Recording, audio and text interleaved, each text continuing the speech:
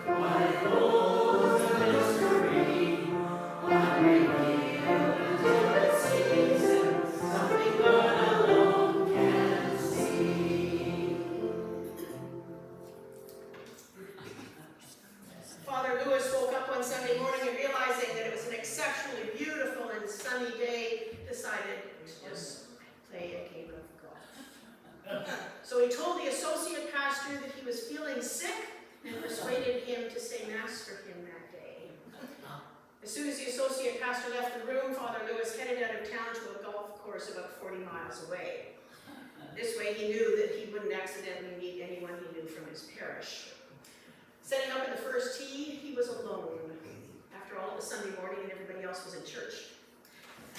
At about this time, St. Peter leaned over to the Lord while looking down from the heavens and explained, "You're not going to let him get away with this, are you?" And the Lord sighed and said, "No, I guess not." Just then, Father Lewis hit the ball and it shot straight towards the pin, dropping just short of it, rolled up and fell into the hole. It was a 430-yard hole-in-one. St. Peter was astonished. He looked at the Lord and asked, "Why did you let him do that?" And the Lord smiled and replied, "Who's he going to tell?"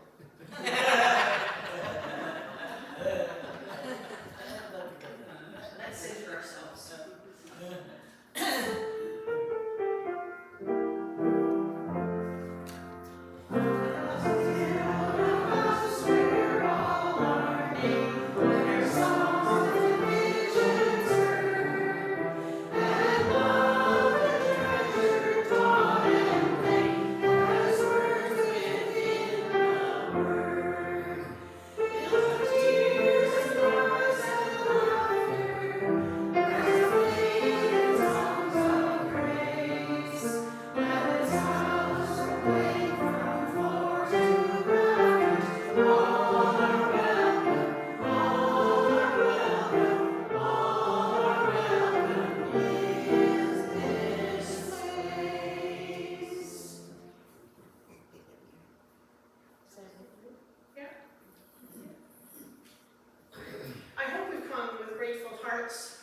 For this good land around us and for warm summer days, for opportunities to recreate and recreate, to serve and be served, to be one with another in good times and difficult ones. I hope we've gathered knowing that we are flawed, imperfect, sometimes a little bad, but also gifted with the desire to learn and to grow as God's people. So why have we come? Because we are God's people, we are here to be good stewards and God's co-creators, to serve in Christ's way as the Spirit prompts us.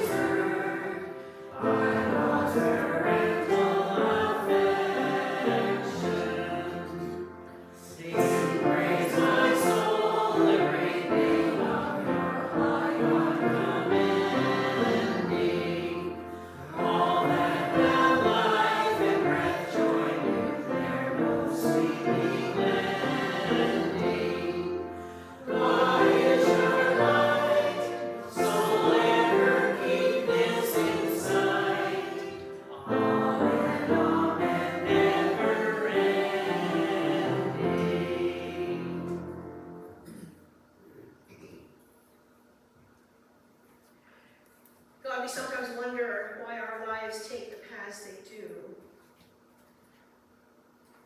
On a certain day, in a week, a month, a year, we can find ourselves in situations that we never envisioned. And we wonder whether you are present, walking with us, guiding us, ready to pick us up when we falter. At some point in this time together, whether it's in a prayer, a song, or a meditative moment, assure us that you are. us that you have given us the spiritual things that are all important to our survival in these challenging times. Even when amassing physical things takes on such an importance for many of us. Help us to hold lightly the fading things of this earth and to grasp tightly those things that bring us closer to you and to one another, so that what we do and say are the things that follow your Son's teachings. Among other things that we hold private, these are the things we hold up as our hopes for today, to which we add in song the words we were given.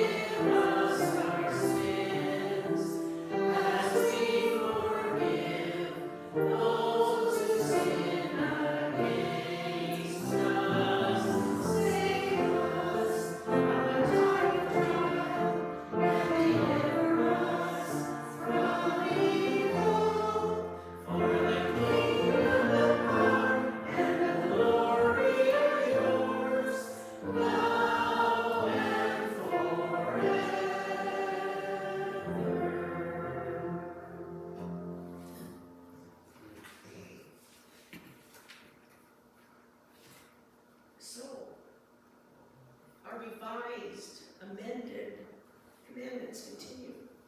Reviewing the first commandment, listen to God as a caring friend, always guiding you towards justice and safety. Second, God is a bounteous living entity that cannot be captured as an image. The third, respect God's name by using it for praise and prayer and not to express anger or disgust. Courtesy all of our wordsmith Betty. And now our fourth commandment, remember the Sabbath day and keep it holy. As I said, I'm speaking to the converted here, but we'll continue. You know, the movement from the Jewish Sabbath day, which goes from dusk Friday to dusk on Saturday, happened over time as the fledgling Christian church evolved. It was finally in 315 that a formal edict made by Constantine made Sunday the official day of worship and rest. And I guess that was really the first amendment to the fourth commandment. When I was young, I was told that those who didn't attend church on Sunday were doomed to everlasting hell. And so being Catholic, our family took this very seriously. I don't ever recall missing a service. Even though as my sisters and I grew up into our teens, our attention was more often trained on the choir boys at St. Michael's Choir School, who sat directly opposite us, rather than on the elements of the Mass. But when I got married, then the church was no longer important until I had the girls. And then we started back to church. And unless we were away, we went every Sunday. When we moved to Toronto so that I could go to Emmanuel, it wasn't quite the same. I attended services at Emmanuel College during the week. And though I church shopped for a while, I felt no connection with any of the local churches, spiritually or socially.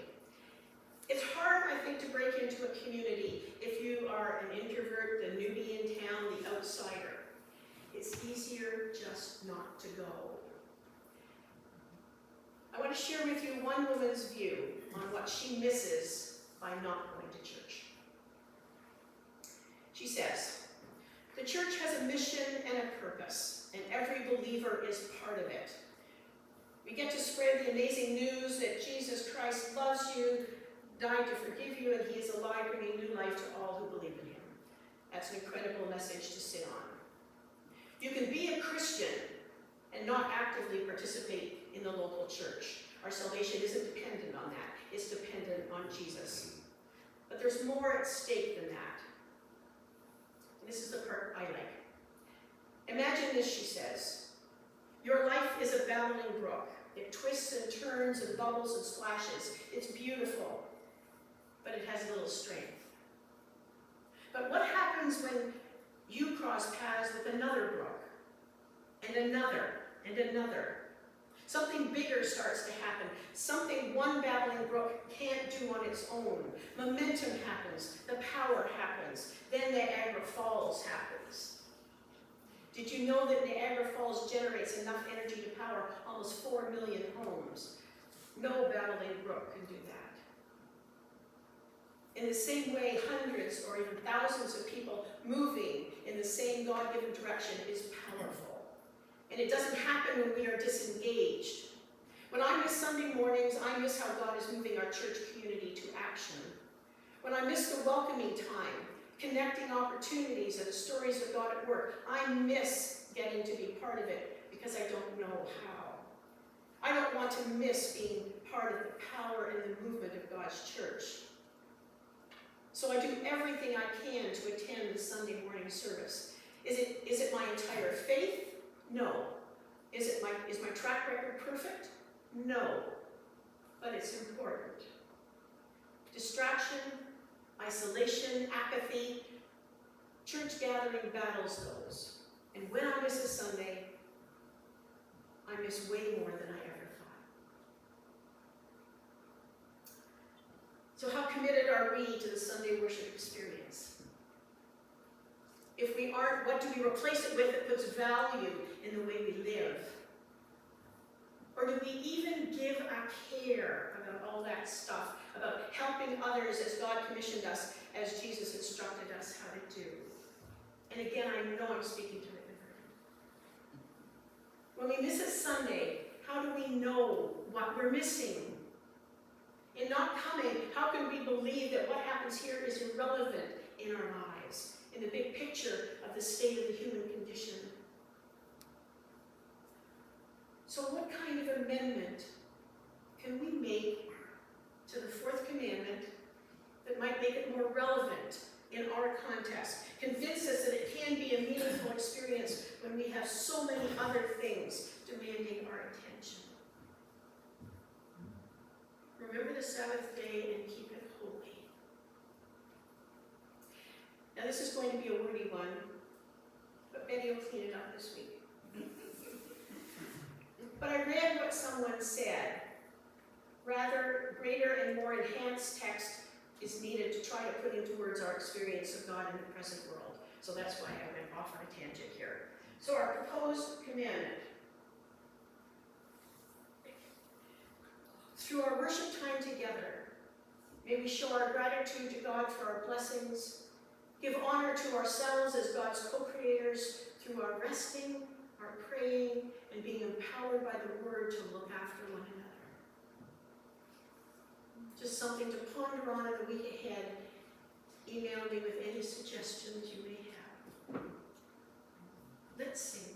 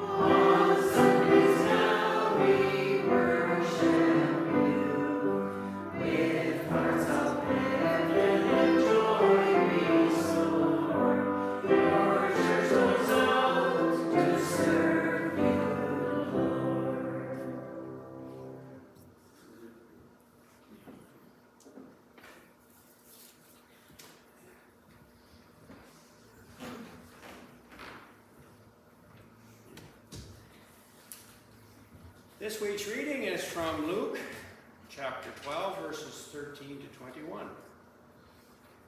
Someone in the crowd said to him, "Teacher, tell my brother to divide the inheritance with me." Jesus replied, "Man, who appointed me as a judge or an arbiter between you?"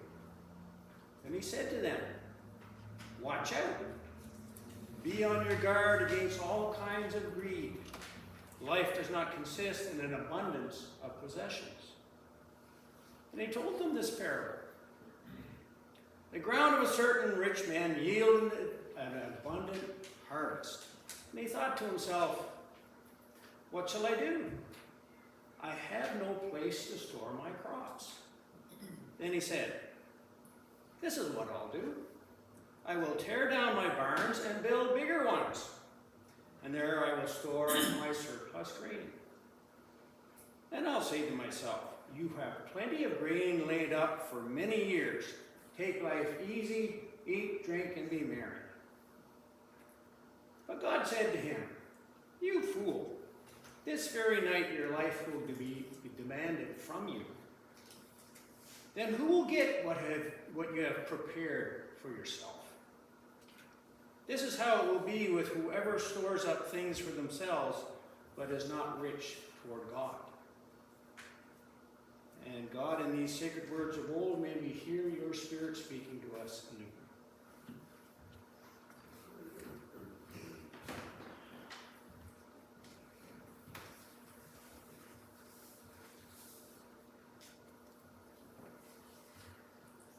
For many of us hearing this parable, an immediate question comes to mind.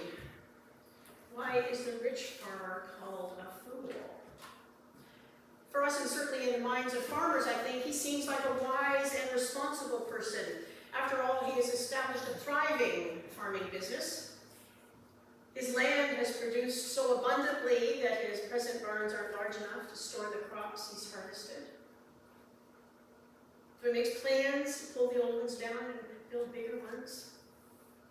Then he can store all his bounty until he can sell it, and then put aside his ample savings into the Jerusalem Credit Union.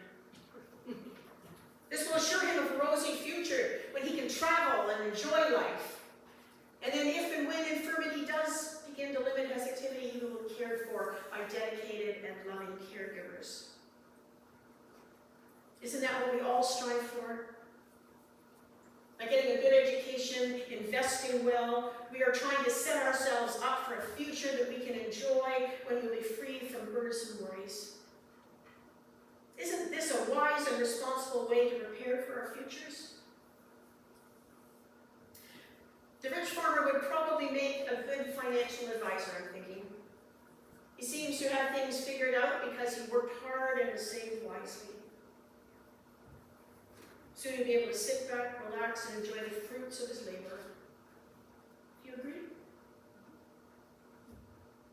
It might seem so on our first consideration, but there's one very important thing that the rich man has not thought about. What will happen after he has died? In the parable, God is as much as saying, don't you realize that you can't take it with you? And the things you have prepared, whose will they be when you die? Now that may have his children and grandchildren waving their hands and thinking to themselves, me, I want it. But let's forget about inheritance, because they cause great strife in families. As Ecclesiastes puts it, who knows whether they, the inheritors, will be wise or foolish? They may lose all that you have worked so hard for. Now, I don't think we should be critical of the farmer because he's wealthy or he saves for the future. Or any wealthy person, for that matter, who invests for their future. Because their livelihoods are connected with ours. The farmer likely had to hire more people as his crops increased, which meant that there was more work storing it, which is good for the community. And the same is true for those who are successful in any other fields of business. Importers, manufacturers, builders, entrepreneurs, they all employ people. And expand their businesses, good for individuals and communities. The problem is that this farmer only appears to live for himself. End of story. He believes that he can secure his life with his abundant possessions in the here and now with no thought to what comes after. Something that we might have missed is that when the rich man talks, he talks only to himself. The only person he refers to is himself. What should I do? For I have no place to store my crops. I will do this. I will put down my barns and build bigger ones where I will store all my grain and my goods. And I will say to my soul, soul, you have ample goods laid up for many years. Relax, eat, drink, and be merry. His land has produced abundantly, but he expresses no sense of gratitude to God or to the workers who have actually helped him plant and harvest his bumper crop. He has more grain and goods in storage than he can ever hope to use, yet seems to have no thought of sharing it with others and no thought of what God might require of him. He's blind to the fact that his life is not his own to secure. All of our lives can end at any moment at the drop of a hat.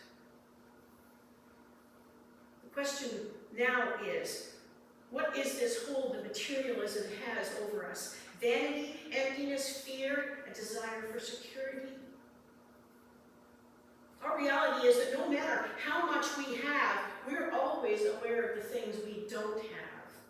We're bombarded by marketing wizards whose job it is to convince us of all the products that we need to complete our lives, to get rid of the wrinkles and age spots, to get the biggest vehicle with all the bells and whistles and the barbecue that will never, never, ever allow you to burn the roast. And then there's the next round of stuff that's promoted, so that we can never quite feel as if we have enough, all we need or want. Like a rich farmer, we're tended to think that having large amounts of money and possessions stored up will make us secure. Sooner or later, we'll learn that no amount of wealth or property can secure our lives. No matter the amount of wealth, no matter the amount of wealth can protect us from a genetically inherited disease, for instance, or a tragic accident. No amount of wealth can keep our relationships healthy or our families from falling apart. In fact, wealth and property can easily drive a wedge between family members.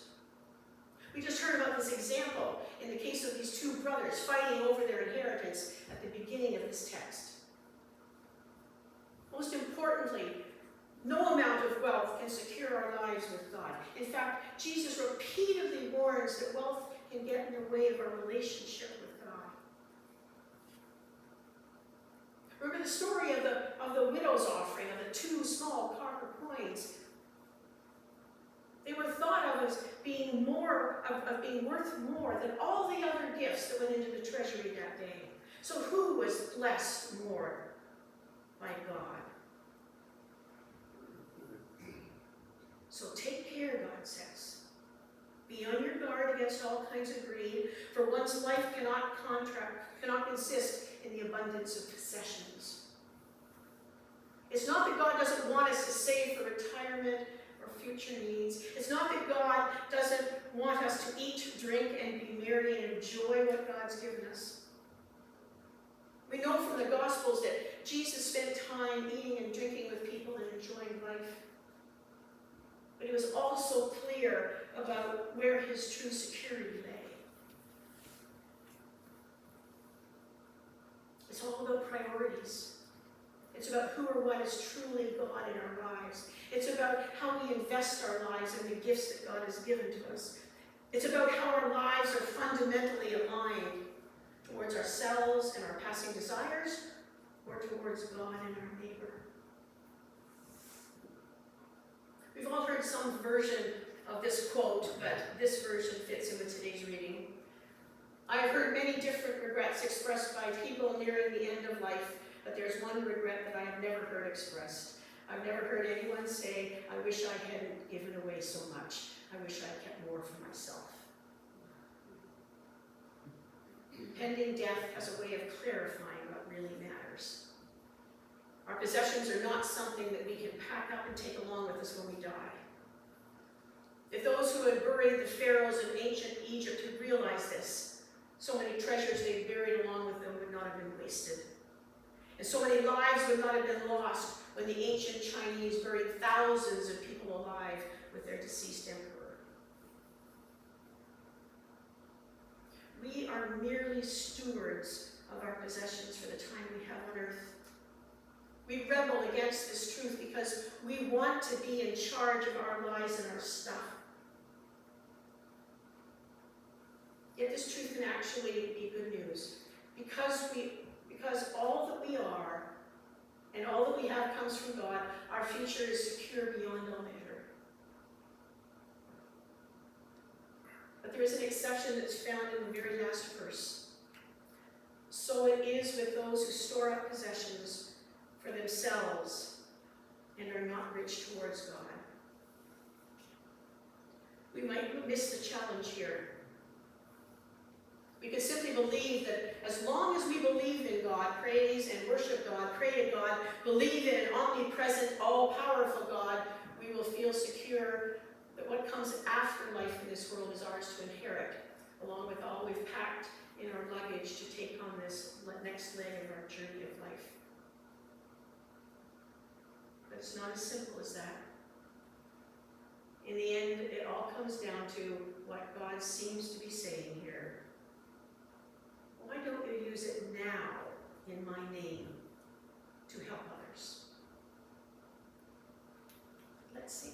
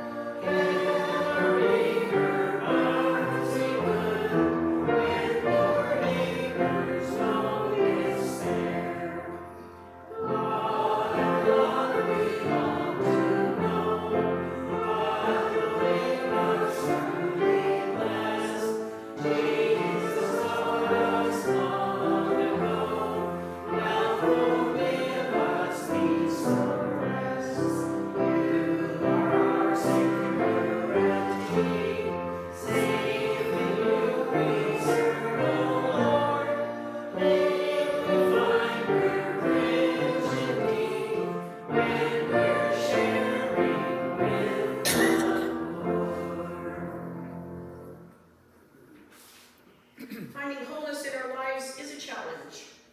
The nurturing of ourselves and others into that wholeness begins when we work together, sharing ourselves and our resources for each other's benefit.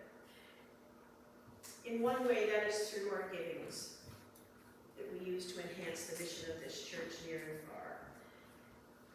And having been gathered, let us ask for a blessing on those who bring song.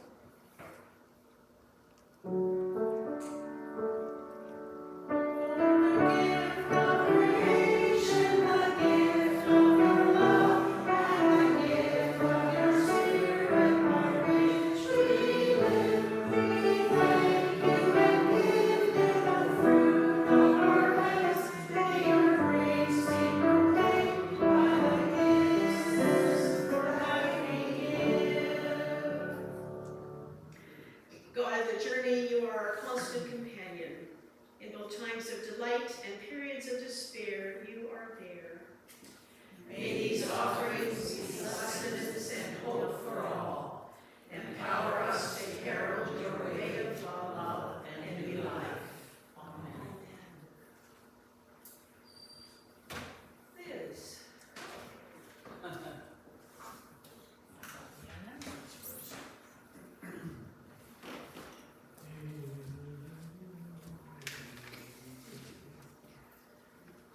Our mission moment today is God has done amazing things at Montreal West Presbyterian Church in Quebec.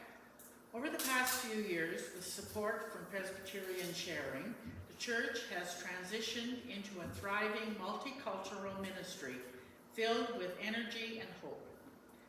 Though the congregation has already done much good work in bringing a new vision and vitality to the church, they aren't stopping there.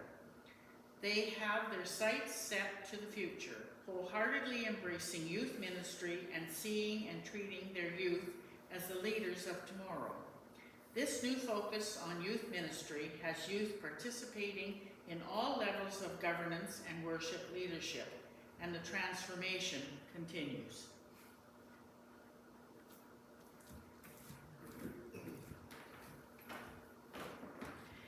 I thought there was a little bit of announcement. This is really a big announcement, because as we all know that Sue McDuff is resigning as treasurer, and Pam Stickney has agreed to be our new treasurer. So we're very thankful that she has agreed to take on that position, and that real awesome responsibility. It's not an easy job, as Sue finally confessed to the last time we met. I think she was somewhat reluctant to say how hard it is, but Pam's voted in now, so yeah, she can't back out.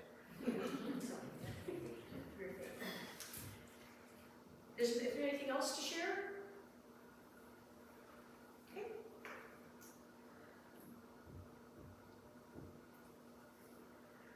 God of enduring love, when our steps in life are unsure,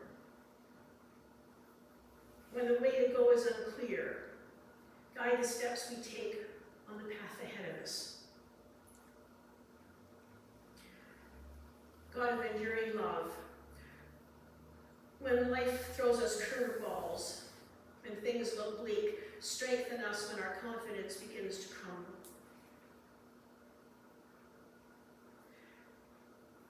God of enduring love, when we find ourselves surrounded by too much stuff, when we only have or want more and more to satisfy us, draw our hearts to you, helping us to see which will give us more lasting satisfaction.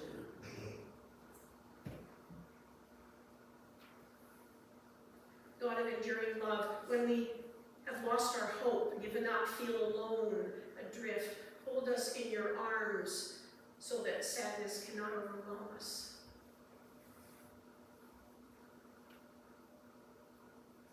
God of enduring love, when we're drowning in a sea of debt, when we are overwhelmed by the tasks of work and life, help us out of the muck and mire, lifting us up into your hands of protective love. God of enduring peace, we pray on behalf of those with no physical peace, those in Ukraine and other places where war and unrest is common.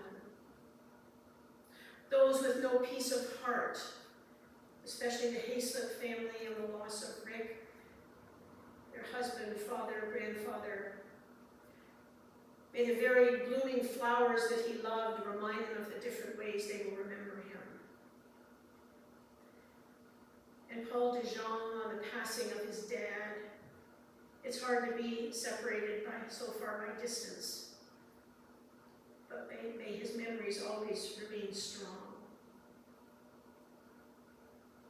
Our Indigenous brothers and sisters who are feeling a variety of emotions about the apology made by the Pope during his visit. May they never be deterred in claiming back their rights and freedoms, their identity, their culture, their language, their spirituality, so clearly taken from them by those claiming to be superior. And may we be supportive in any way possible of those celebrating Emancipation Day tomorrow. but who still need to battle the hurtful and lasting effects of racial inequality, profiling, and discrimination. So many things occupy our minds and hearts, God.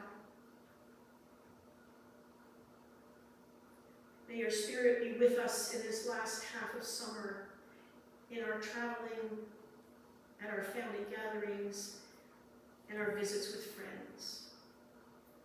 In the end, bring us all safely home. And the people of God say, Amen. Let's sing.